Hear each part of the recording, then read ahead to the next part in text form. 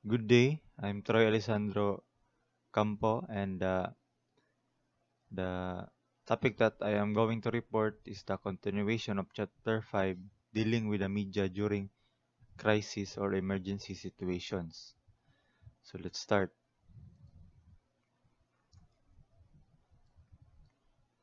So, number 3, what is spokesperson can do during crisis? So, there are several things that a PIO or spokesperson can do in times of crisis.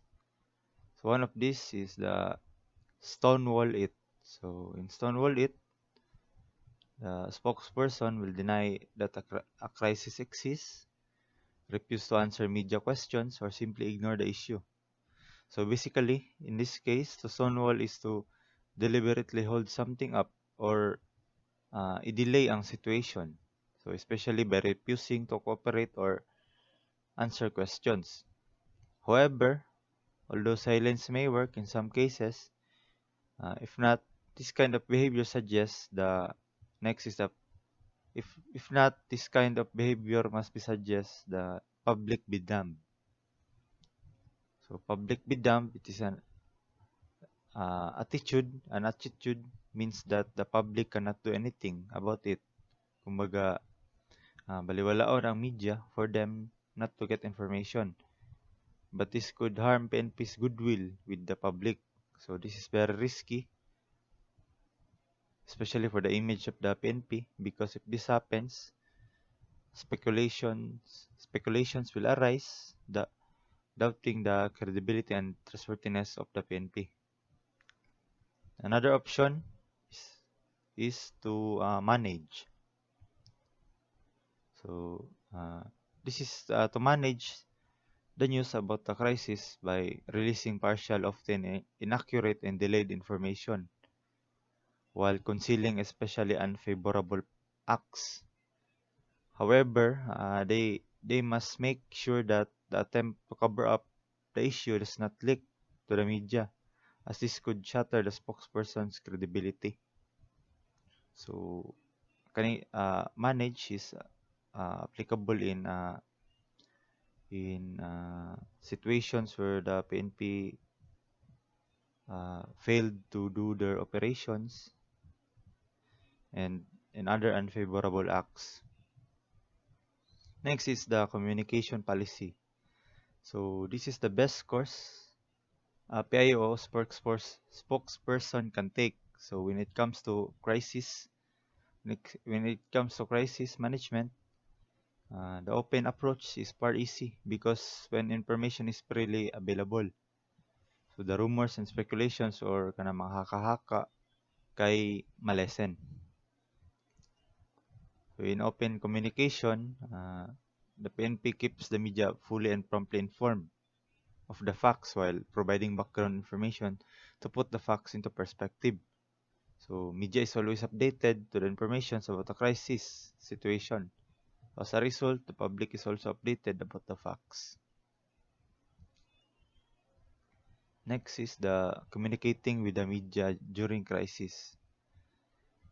So in times of crisis, the PIO spokesperson plays a very important role in dealing with the media, particularly in the delicate negotiations that have to go on between source and media about what to use and what not to use.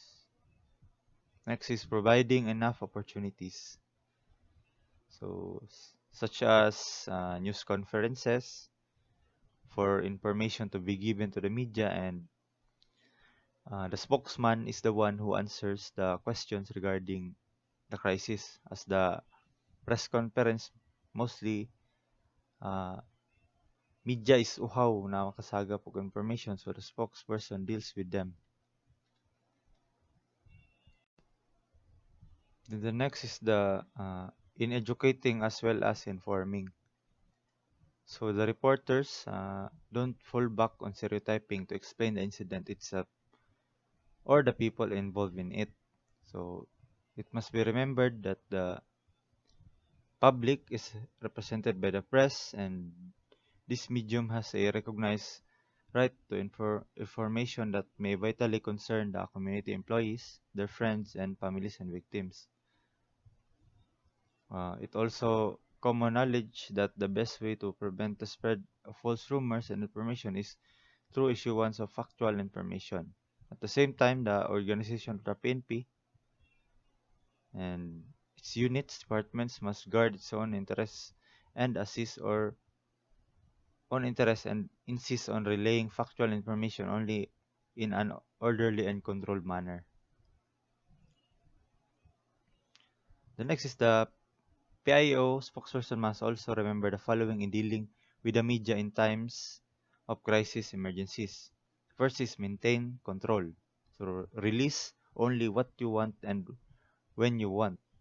So there are informations that should not be revealed to public for safety. So and for the success also of the operations. Then the next is the emphasize your concern for welfare of all involved. So be sincere.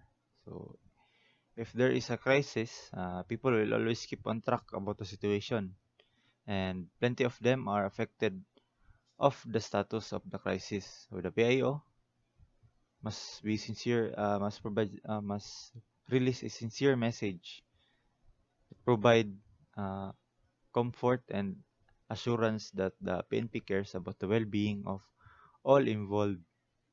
So this genuine concern has the potential to build a bridge between the public and the PNP. The next is the following are some steps that can be taken to handle the situation. So as soon as the crisis and emergency develops, call media, preferably those in your police beat. So we all know na ang media is first pa na sila sa pinakauna pag-abot sa mga issue or happenings that needed to report in public. So if a crisis happens, the media in the area where a officer patrols must be contact since they must or since they already be there at the place or aware na sila daan about sa situation. Next is set up an area for the media. So in operations, media can cause delay or problems. Kaya ang media usahay mudot-dot jud para makakuha og information sa situations.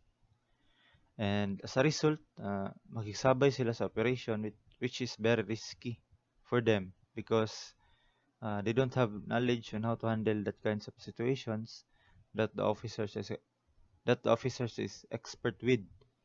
So ang mahitabo if wala area for the media, so madungagan ang boto nun sa naa sa operation. So mag mag-protect pa sila sa media ug magharang pud sila na makakos og delay para ma-prevent ang crisis. So that's why they have appropriate area na diha sila magtapok tanan, then mag-conduct sila silang news ug mag-gather og information. Next is initially issue a prepared statement. So the PIO will allocate a very short time na tulong as to distract the ongoing operations. So to meet the media and answer questions. And also to agree to basic rules of coverage for the particular crisis emergency situation. So we can observe this in the news, no? If there is a ongoing operations, na police or the PIO na magpa-interview sa media. So note at the discretion of officer in charge, an inner perimeter may be established for the media from which to record the event. So there is also intended area no for the media to capture the situation ng malapitan or duol na dili sila makabother sa mga pulis. na nagakonduct og operations. The next is in agreeing on the rules of the coverage, it is important that you stress to the members of the media the importance of staying out of the line of fire. So because the media's job is dangerous, when they are desperate for the information and them being desperate, put themselves in danger position. That bothers the PNP. So officers should always be concerned about everyone's well-being, including na ang mga reporters. So keeping them stay out of the line is not only for their safety, but also for the security and success of the operation. Next is the such rules may include also requesting the media not to describe positions of snipers and other activities of the police operatives within the area. So important details of the operation should be kept secret from the public. So if the media has access to the information, they are asked not to make it public. So if sniper positions are exposed, for example, counter-sniper measures will be developed in the event like hostage crisis. So the suspect in the crisis should be unaware of the PNP's movement in order to maintain the element of surprise in the operation. The next is the advise the media that you, PIO or unit chief or commander, or your representative will give them updates on the situations after a specific period. For example, giving them the minutes or hours when to release statements. Next is continue to give updates at regular intervals when it will not jeopardize operation or endanger lives. Mm, which is right, no? Because media are getting reckless the more they don't get information they want. So giving them update to ensure that so we must provide update, no, to ensure that uh, we satisfy the media's curiosity and to avoid them getting restless and trying to get information themselves at the risk of jeopardizing the operation. The next is advise media prior to firing gas in cases where the situation calls for the act. So in enraged rally ni, so in enraged rally situations, firing gas is necessary to prevent further damages and injury. So the media must be alerted to the activity so that they can relocate to a safe location. So the next is advise media personnel to watch their lights. So lights may interfere in the operation, so particularly when the accident occurs at night. So for example, lights can flash in the responder's eyes, making it difficult to see or kung ang buhaton is surprise operation, so all lights must be turned off so that criminals are unaware that the authorities are kanang padulong na para sudlon ang area. Next is if damage has to be estimated for press immediately. So there must be confined statement to general description of what was destroyed. Mora to. The next is eliminate obstacles wherever possible. So what I have said earlier that the media is very desperate in gathering details or kanang kulit kayo pag-abot sa mga officers para makuha ilang gusto. So most reporters will agree that the more obstacles they find in their way, the harder they will work to ferret out the real story. So from any source possible. So they'll almost always use whatever they discover, and uh, you have to control it. You have to uh, you have no control in what they find. Next is have needed records available for your reference if possible. So always be ready.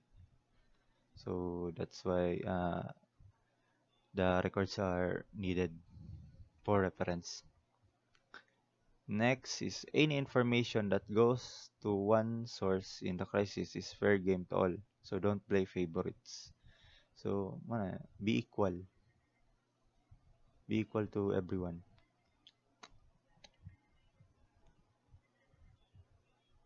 Next is keep your cool. So chances are reporters get snappy because of considerable pressure uh, to their profession demands during this time. So one of the factors in causing stress to the officers is the media. So chill lang jud always or calm lang para makathink og properly under the pressure of the crisis. Next is always accentuate the positive. So it means that always emphasize or make more noticeable the always emphasize the positive. So in crisis situations, the best way to keep the the people calm is to emphasize the goodness of the situation or to show good results. Next is at the conclusion of the operation, particularly if it is successful, never fail to acknowledge the cooperation of the media. So, media plays important role in a successful operation by assisting authorities in communicating and engaging with the public, as well as mm,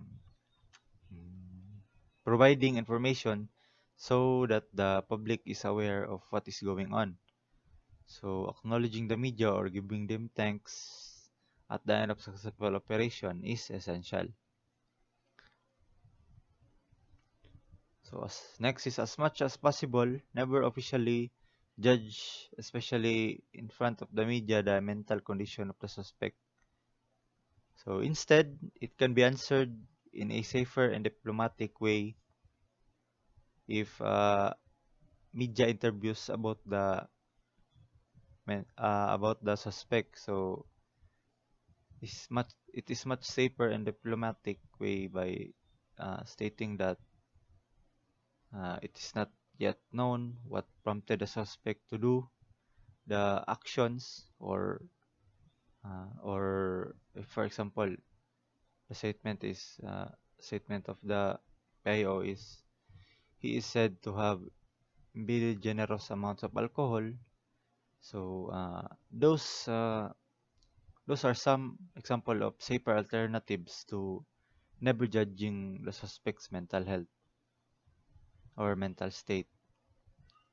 Next is remember any tactical moves you are planning to take should be confidential and media should be made to appreciate this. So ensure the media to understand during the initial press briefing that there may be some information that you cannot offer them in advance or that if they obtain it via other methods, you have their cooperation and promise not to release the information until the operation is safe to do so. And lastly, remember until after the operation is concluded and the identity of the suspects or the hostages in hostage situation should be confidential information, more so their address.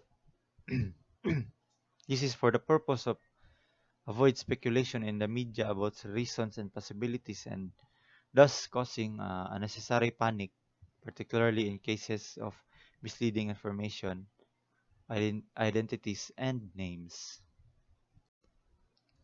Number five, additional proposals for media coverage of terrorist acts, which may also include hostage taking or similar acts of terrorism.